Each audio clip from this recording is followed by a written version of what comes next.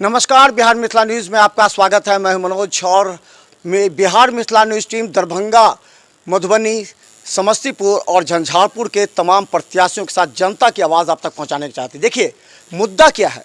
मुद्दा ये है कि एमपी का चुनाव में मुद्दा क्या हावी है, जनता क्या सोचती है और प्रत्याशी क्या सोचते हैं। हमारे साथ मधुबनी लोकसभा क्षेत्र से भारतीय जनता पार्टी के प्रत्याशी अशोक यादव जी है।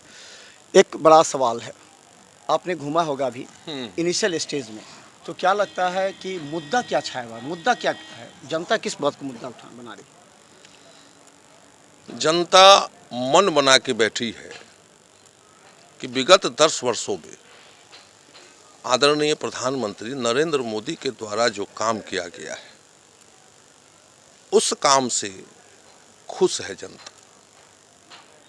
पहली बार ऐसा हुआ है कि जो केंद्र से पैसा चलती है डायरेक्ट नीचे जो अंतिम पौदान पर बैठा हुआ व्यक्ति है उसके पास पहुंच रहा है।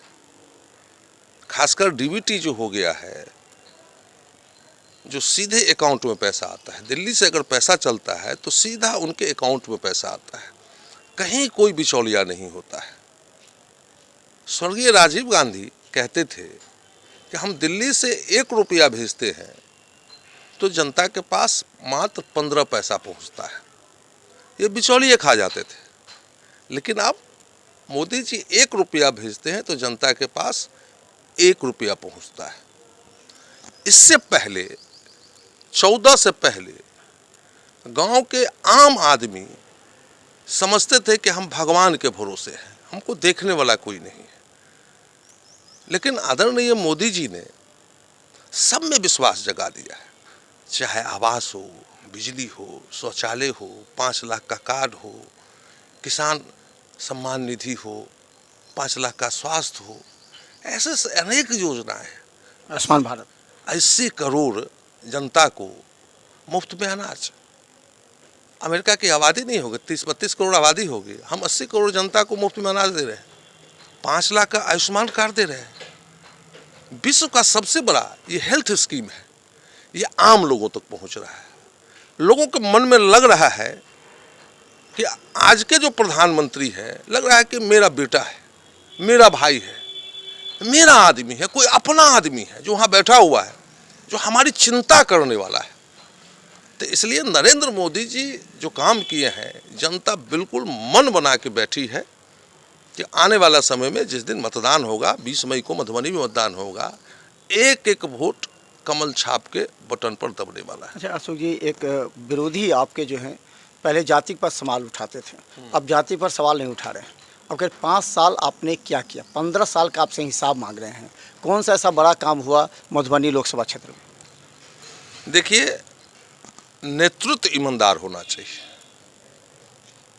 प्रधानमंत्री जी, हमारे पास नेता भी है, प्रधानमंत्री जी के पास नीति भी है और नियत भी है। अगर प्रधानमंत्री नरेंद्र मोदी जी प्रधानमंत्री नहीं बनते तो जितना हम गिनाए हैं वह कैसे हो सकता था, संभव कैसे हो सकता था। लेकिन आज मधुबनी हो कि जयनगर हो कि सकरी हो कि दरभंगा हो, रेलवे स्टेशन पर आज विश्व स्तरीय सुविधा मिलने की बात हो रही है, काम भी चल रहा है। 1 स्टेशन 1 प्रोडक्ट। दरभंगा से दिल्ली मोड़ से जयनगर तक 4 लेन सड़क स्वीकृत हुआ है, लगभग 2000 करोड़ का होगा, ये हुआ है। आप देखेंगे सिल्लीगुड़ी से लेकर गोरखपुर तक जो महासंपर्क बन रहा है, ये मधुबनी का एक बहुत बड़ा हिस्सा इसमें आ रहा है। आप गए होंगे मधुबनी में, आप हॉस्पिटल देखे होंगे।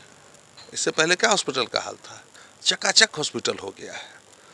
पंडौल में इंजीनियरिंग कॉलेज खुल रहा है, शिक्षा के क्षेत्र में इंजीनियरिंग कॉलेज खुल रहा है। और मधुबनी शहर का आज बाईपास देखने में बन रहा होगा। मधुबनी शहर में जल निकासी के बाद एक बहुत बड़ा नाला का भी निर्माण हो रहा है। गांव में चलेंगे, मुख्य प्रधानमंत्री सड़क से सैकड़ों किलोमीटर सड़क का निर्माण हुआ है। जहां आज़ादी के बाद पुल नहीं था, एक गांव है बेनीपट्टी प्रखंड में, करहरा गांव है, कहीं पुल नहीं था। आज लगभग 17-18 करोड़ से सिर्फ एक गांव में वो पुल का निर्माण हो रहा है। क्या नहीं है मिथिला को? आप मिथिला में जो भी आप विकास देख रहे हैं सब एनडीए सरकार की देन है। चाहे जितना भी एनएच का जाल बिछा हुआ है। मधुबनी टाउन बहुत कंजस्टेड है। लोगों का कहना था कि फ्लाईओवर की ज़रूरत थी, लोग आने जाने में परेशानी होती है। बाटा चौक से लेकर के वहाँ चारों तरफ लोग अगर एक बार घुस जाए तो जाम हो जाता है। तो आपको देखिए, अच्छा आपने याद दिला दिया है कि 13 नंबर गुमती है, काफ़ी जाम रहता है, शहर जाम रहता है। उस पर कई बार हम सवाल भी उठाए, लेकिन बड़ी खुशी की बात है कि उसका अब स्वीकृति लगभग हो गया। अब उसका जो एस्टिमेट बनेगा, प्राकलन बनेगा, उसका भी टेंडर अब उसका हो गया है। मतलब वो प्रक्रिया में आ गया है। आज न कल उसका भी निर्माण निश्चित रूप से हो जाए। प्रक्रिया में आ गया है तो निर्माण होना ही। कहाँ से कहाँ होगा? ये 13 नंबर गुमती पर ऊपर ओवर ब्रिज 13 नंबर गुमती है ना, रांटी के बाद जाते हैं। 13 नंबर गुमती में अगर वहाँ बनने से बहुत बड़ा सुविधा हो जाएगा, जाम से निदान मिलेगा वहाँ। ऐसे ऐसे बहुत सारे ऐसे काम। बाटा चौक के लोग कह रहे थे कि बहुत कंजस्टेड है बाजार, वहाँ गिलेसन बाजार है। हाँ। वो पूरा तरह कंजस्टेड, कोई वहाँ विकसित नहीं हो पाया।